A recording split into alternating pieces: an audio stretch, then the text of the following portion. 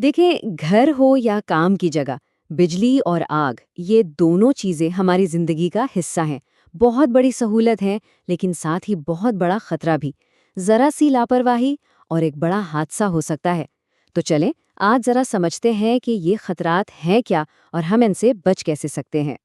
तो सबसे बड़ा सवाल यही है कि आखिर आग और बिजली के इन खतरों से खुद को महफूज कैसे रखा जाए। चले, इस पूरी बातचीत में हम इन्हीं ज़रूरी चीज़ों को समझने की कोशिश करेंगे, जिनसे ना सिर्फ हम बल्कि हमारे आसपास के लोग भी महफूज रह सकें। अच्छा, तो आज हम क्या-क्या देखने वाले हैं? सबसे पहले हम बिजली के कुछ उसूल देखेंगे, फिर समझेंगे कि ये फायर ट्रायंगल क्या चीज़ है, आग की कितनी किस्में होती हैं और आग को बुझाने का सही तरीका क्या है। उसके बाद इलेक्ट्रिक शॉक के खतरे पर बात होगी और आखिर में कुछ बहुत ज़रूरी हिफाजती उसूलों पर नज़र डालेंगे। तो चलें, शुरू करते हैं बिजली से। अब देखें, बिजली के बगैर तो हमारी जिंदगी का तस्वुर ही नहीं है ना? लेकिन ये भी सच है कि अगर इसे ठीक से इस्तेमाल ना किया जाए तो यही बिजली आग लगने, इलेक्ट्रिक शॉक या बहुत बड़े हादसों की वजह बन सकती है। तो सबसे पहला काम यही है कि इसके खतरात को ठीक से समझ लिया जाए। अच्छा, अब आते हैं आग की तरफ। आपने कभी सोचा है कि आग लगती कैसे है? इसके पीछे ना एक बहुत ही सादा सी साइंस है और इसे समझने के लिए हमें एक चीज को जानना होगा, जिससे कहते हैं फायर ट्रायंगल। ये एक छोटा सा मॉडल है, लेकिन ये आग की पूरी कहानी बता देता है। तो सवाल ये है कि आखिर ये फायर ट्रायंगल है क्या? बहुत आसान है। ये मॉडल हमें बताता है कि आग जलाने के लिए तीन चीजें जरूरी हैं। एक है हरारत यानी हीट, दूसरा है ईंधन यानी फ्यूल और तीसरी है ऑक्सीजन। मजे की बात यह है कि अगर इन तीनों में से कोई एक चीज भी हटा दी जाए ना, तो आग फौरन बुझ जाएगी। और यही यही आग बुझाने का सबसे बुनियादी उसूल है। इसको ना जरा और आसान करके समझते हैं। देखें, हरारत या हीट वो चिंगारी है जो आग शुरू करती है। फिर आता है ईंधन, जैसे लकड़ी, कागज या कोई भी जलने वाली चीज। ये आग की खुराक है। और ऑक्सीजन, वो तो जैसे आग की सांस है। जब ये तीनों दोस्त इकट्ठे होते हैं ना, तभी आग लगती है। अच्छा, अब ये तो पता चल गया कि आग लगती कैसे है, लेकिन सिर्फ इतना जानना काफी नहीं है। हमें ये भी पता होना चाहिए कि आग की किस्में कितनी हैं। क्यों? क्योंकि हर किस्म की आग एक अलग दुश्मन की तरह है और हर दुश्मन से लड़ने के लिए एक अलग हथियार चाहिए। अगर गलत हथियार इस्तेमाल किया तो फायदे के बजाय उल्टा नुकसान हो सकता है। यहाँ देखें, आग की 6 अलग-अलग किस्में हैं। सबसे आम जो हम देखते हैं वो है क्लास ए, यानी लकड़ी, कागज़, कपड़े की आग। इस पर तो पानी डालकर बुझा सकते हैं। लेकिन अगर आग पेट्रोल या तेल की हो, यानी क्लास बी की, तो पानी डालना बहुत खतरनाक है। वो आग को और फैला देगा। बिल्कुल इसी तरह बिजली के सामान में लगी आग, जिसे क्लास ई कहते हैं, इस पर तो पानी डालना जानलेवा साबित हो सकता है, क्योंकि पानी से करंट फैलता है। इसीलिए सही आग के लिए सही एक्सटिंग्विशर का पता होना बेहद ज़रूरी है। तो ठीक है, हमने आग की किस्में तो जान ली।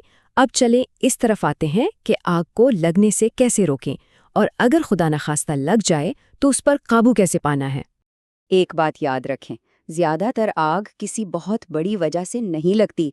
अक्सर ये छोटी छोटी लापरवाहियों का नतीजा होती है। जैसे घर में कोई ख़राब तार लगी हो, या एक ही सॉकेट पर बहुत सारी चीज़ें लगा दी हों, यानी ओवरलोडिंग, या शॉर्ट सर्किट हो गया हो। ये वो आम सी गलतियां हैं जिन पर अगर हम ध्यान दें तो बहुत बड़े बड़े हादसों से बच सकते हैं। आग बुझाने के जो 3 बुनियादी उसूल हैं ना, वो सीधे सीधे हमारे फायर ट्रायंगल से ही निकलते हैं। पहला उसूल है कूलिंग, मतलब पानी डालकर आग की गर्मी, उसकी हरारत खत्म कर दो। दूसरा है स्मदरिंग, यानी आग पर रेत या कंबल डालकर उसकी ऑक्सीजन बंद कर दो, उसका दम घोंट दो। और तीसरा है स्टार्वेशन, मतलब आग से उसका ईंधन, उसकी खुराक ही छीन लो। चलें जी, आग की बात तो हो गई। अब आते हैं दूसरे बड़े खतरे की तरफ, और वो है इलेक्ट्रिक शॉक, यानी बिजली का झटका। अब देखते हैं कि इससे बचना कैसे है और अगर किसी को ये लग जाए तो फौरन क्या करना चाहिए। देखें, इलेक्ट्रिक शॉक के मामले में ना एक कहावत बिल्कुल फिट बैठती है, परहेज इलाज से बेहतर है। खराब तारों से दूर रहें, गीले हाथों से कभी कोई स्विच ना छुएं और यकीनी बनाएं कि घर में अर्थिंग ठीक से हुई है। लेकिन अगर कभी ऐसा कोई हादसा हो जाए तो सबसे पहला सबसे ज़रूरी काम है कि मेन स्विच से बिजली बंद की जाए। फिर किसी लकड़ी या खुश्क चीज़ की मदद से उस शख्स को बिजली के सोर्स से अलग करें और फौरन डॉक्टर या एम्बुलेंस को कॉल करें। ये बात जहन में बिठा लें, जब किसी को इलेक्ट्रिक शॉक लगे तो एक एक सेकंड कीमती होता है और तरतीब बहुत अहम है। पहला कदम बिजली बंद करें। दूसरा कदम किसी ऐसी चीज़ से जो बिजली ना पकड़े जैसे लकड़ी, उससे उस शख्स को अलग करें। और तीसरा कदम फौरन मदद के लिए कॉल करें। आपका फौरी और सही कदम किसी की जान बचा सकता है। अच्छा, तो आखिर में चलें इन सारी बातों का खुलासा करते हैं। कुछ ज़रूरी हिफाजती उसूलों की एक टूलकिट बना लेते हैं ताकि ये हमें हमेशा याद रहें। ये कुछ सबसे अहम बातें हैं जिन्हें कभी नहीं भूलना चाहिए। हमेशा सही हिफाजती सामान इस्तेमाल करें, जैसे दस्ताने और सेफ्टी शूज़। वायरिंग हमेशा ठीक रखें और ख़राब तारों को फ़ौरन बदल दें। सर्किट्स पर ज़्यादा लोड कभी न डालें। अपनी काम करने की जगह को साफ सुथरा रखें। और हाँ, गीले हाथों से बिजली के आलात को तो कभी भी नहीं छूना। ये छोटी छोटी आदतें हैं, लेकिन ये बड़े बड़े हादसात से बचा सकती हैं। और आखिर में ये बात कि हिफाजत कोई इत्तफाक नहीं होती, ये एक इंतखाब है, ये बात बिल्कुल ठीक है। सेफ्टी कोई ऐसी चीज़ नहीं है जो बस खुद ब खुद हो जाए, बल्कि ये हर दिन, हर लम्हे हमारे अपने किए हुए फैसलों का नतीजा होती है।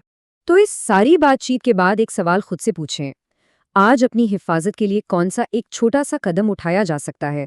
क्या पता शायद एक एक्सटेंशन बोर्ड से कुछ गैर ज़रूरी प्लग निकाल दिए जाएं, या किचन में रखे फायर एक्सटिंग्विशर की तारीख चेक कर ली जाए। कोई भी एक कदम, लेकिन आज ही लिया जाए।